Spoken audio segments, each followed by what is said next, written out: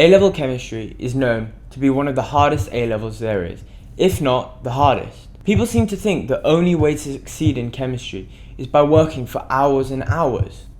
But I promise you, this is not the case. It's all about working smartly, ensuring you're studying via the most effective methods possible. Hi, my name is AliMahdi. I'm a Year 13 student studying biology, chemistry and maths at A-level. I'll be sitting my A-level chemistry exam in a few weeks' time, so I want to share with you my strategies for revision and how I'm preparing for my A-level exams as they come just around the corner. I want to share with you, through my own experiences, the most effective ways to revise for A-level chemistry. So when revising chemistry, I'll split it into two sections.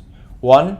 Rote learning, and 2. Calculations. In chemistry, there are things that you just need to memorize and know like the back of your hand. This is more apparent in organic chemistry, with learning perhaps some reactions and the conditions for the reactions and all the different products and how to go from one compound to another compound.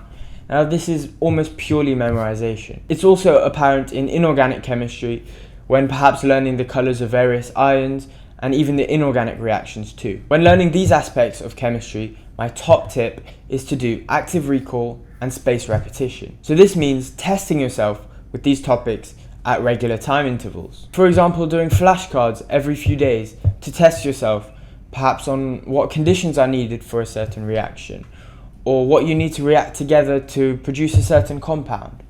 Essentially, anything that is just pure memorization will come under this category. Now the next big chunk of the chemistry syllabus is calculations.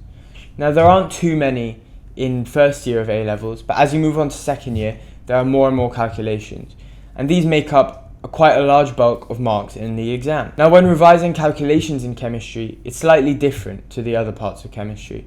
It's more similar to how you'd revise for maths. Now in chemistry, there are only a limited number of different types of calculations that could come up. I would suggest noting these down either from your textbook or from past exam questions. I would then say to learn how to do all of the different types of calculation by either looking at examples in your book, looking at examples on YouTube, on Google, or there's a really useful book by Jim Clark that I'll show up on the screen now. Now once you understand how to do these calculations, you should move straight on to practicing them. Just like in maths, the only way you'll improve is just by doing questions over and over again. This is the only way you'll be able to train your brain into knowing how to do these by the time the exam comes up. Remember, just doing each calculation once isn't sufficient, but by using spaced repetition and doing these at regular time intervals will be the best way to ensure you remember how to do all the different types of calculations. Chemistry can be tricky, but remember, if you put in the right work, both quality and quantity,